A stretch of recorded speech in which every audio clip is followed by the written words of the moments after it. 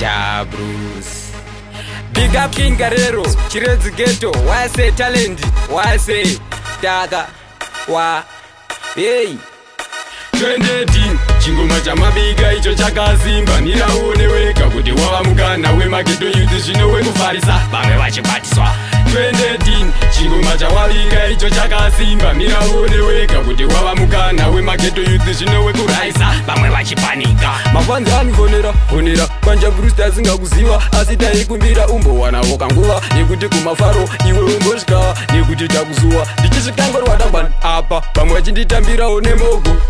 kumafaro zvangini ndaloka semde kumba animodzoka ndondaloka 2018 chingoma chamabika icho chakazimba niraoneweka kuti wavamukana wemageto youth zvino wekufarisa vamwe vachibatiswa 2018 chingoma chawabika icho chakasimba miraoneweka kuti wavamukana wemageto youth zvino wekuraisa vamwe vachipanika gore rino vamwe vaita vatete kana iri maikavira kunondibate ini nemafaro toita kunge zvikwekwe nemafanzi akabata umwe namwe rake nekuti vari kufara watosarira iwe watosara saka chimirira pane zvinotevera usazoita futi uya wekupedzisira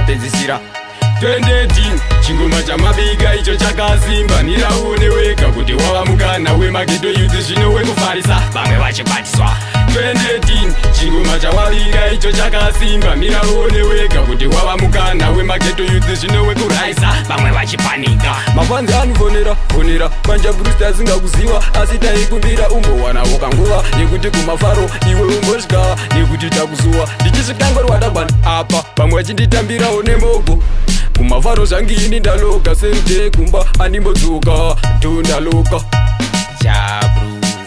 2018 chingoma chamabika icho chakasimba niraoneweka kuti wavamukana wemageto youth zvino wekufarisa vamwe vachibatiswa 2018 chingoma chawabika icho chakasimba niraoneweka kuti wavamukana wemageto youth zvino wekuraisa vamwe vachipanika 2018 chingoma chamabika icho chakasimba niraoneweka kuti wavamukana wemageto youth zvino wekufarisa vamwe vachibatiswa 2018 chingoma chawabika icho chakasimba niraoneweka kuti wavamukana wemageto youth zvino wekuraisa vamwe vachipanika gore rino vamwe vaita vatete kana iri maikavira kunondibate ini nemafaro toita kunge zvikwekwe nemafanzi akabata umwe namwe rake nekuti vari kufara watosarira iwe watosara saka chimirira pane zvinotevera usazoita futi uya wekupedzisira